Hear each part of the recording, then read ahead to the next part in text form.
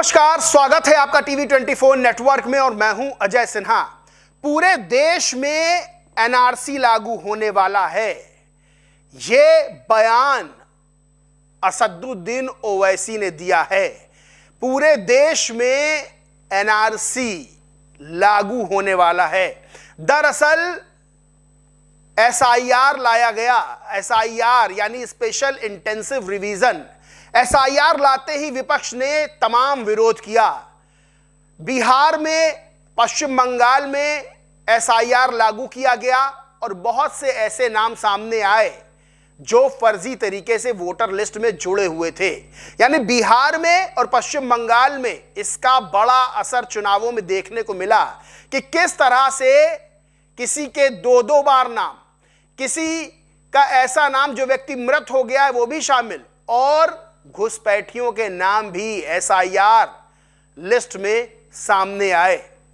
अब असदुद्दीन ओवैसी ने एक दावा किया है, एक बयान जारी किया है, जिसके बाद चर्चा शुरू हो गई है कि क्या अब सरकार एक कदम आगे बढ़ते हुए एनआरसी, जिसका जिक्र लंबे समय से हो रहा है, उसे पूरे देश में लागू करना चाहती है। दरअसल असदुद्दीन ओवैसी ने अमित शाह का जिक्र करते हुए कहा कि अमित शाह ने हाई लेवल मीटिंग की है, और अमित शाह कोई मीटिंग, कोई बैठक ऐसे ही नहीं करते हैं। यानी अमित शाह हवाई फायरिंग नहीं करते हैं, वो जो काम करते हैं बहुत पुख्ता तरीके से करते हैं। और ये मीटिंग सीधे तौर पर बता रही है कि पूरे देश में एनआरसी लागू होने वाला है। क्या असदुद्दीन ओवैसी ने क्या कहा, मैं आपको बताता हूं। असदुद्दीन ओवैसी ने कहा कि मुझे पता है अमित शाह वह कुछ भी लापरवाही से नहीं करते हैं।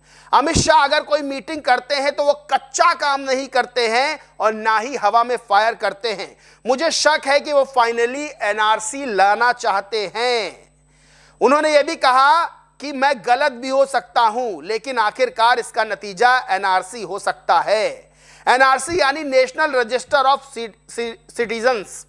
अब इसको लेकर असदुद्दीन ओवैसी ने ट्वीट भी किया अपने बयान को लेकर। उन्होंने कहा मुझे शक है कि अमित शाह पूरे मुल्क में एनआरसी लागू करना चाहते हैं। उन्होंने कहा कि यूनियन होम कमीशन ने एक हाई लेवल कमीशन बनाया है सुप्रीम कोर्ट के रिटायर्ड जज के नेतृत्व में। जहां जहां डेमोग्राफिक चेंज आया है, यानी जहां जहां अचानक आबादी बढ़ी है, वहां वहां एक कमीशन देखेगा कि अचानक इतना इजाफा आबादी में कैसे हुआ है।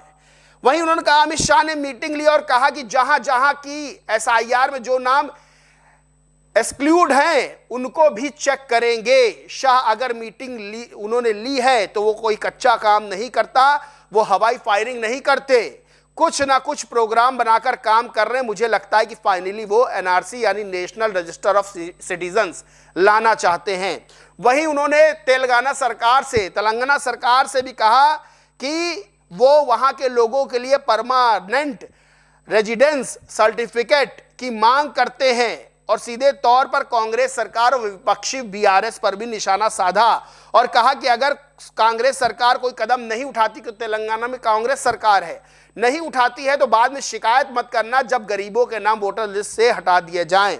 सीधे तौर पर अमित शाह ने जो कमीशन बनाया है सुप्रीम कोर्ट के रिटायर्ड जज के नेतृत्व में, और अमित शाह ने जो हाई लेवल मीटिंग की है, तो असदुद्दीन ओवैसी ने कहा है कि अमित शाह कोई काम कच्चे ढंग से नहीं करते हैं, हवाई फायरिंग करने वाले वो आदमी नहीं है। अगर वो मीटिंग कर रहे हैं तो इसके पीछे एनआरसी लागू करने की बात हो सकती है। पूरे देश में एनआरसी लागू किया जा सकता है। आपको बता दें, एनआरसी के खिलाफ देश में प्रदर्शन भी जगह जगह हुए थे और एनआरसी का विरोध विपक्ष ने सरकार के खिलाफ किया था।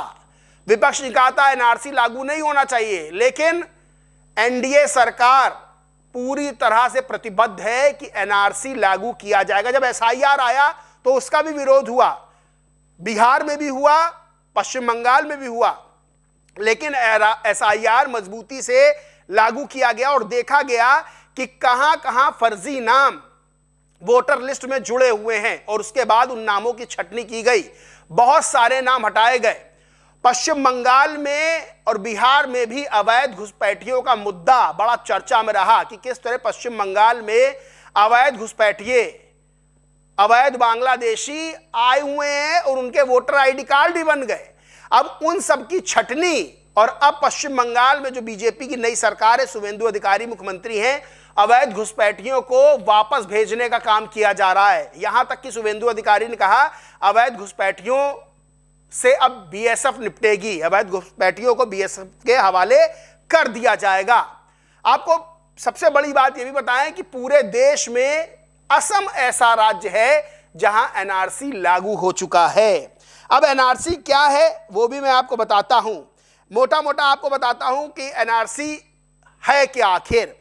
इसका मुख्य उद्देश्य वास्तविक भारतीय नागरिकों की पहचान करना और देश में अवैध रूप से रह रहे प्रवासियों यानी विदेशियों को अलग करना है। यह नागरिकता अधिनियम 1955 के तहत संचालित होता है और असम में लागू है, जहां इसे 1951 की जनगणना के बाद अपडेट किया गया था। जो ये एनआरसी है, इसकी शुरुआत 2013 में सुप्रीम कोर्ट की देखरेख में असम से हुई थी। वहीं अभी ये किसी और राज्य में लागू नहीं है, लेकिन सरकार पूरी तरह से स्पष्ट कर चुकी है एनआरसी पूरे देश में लागू किया जाएगा।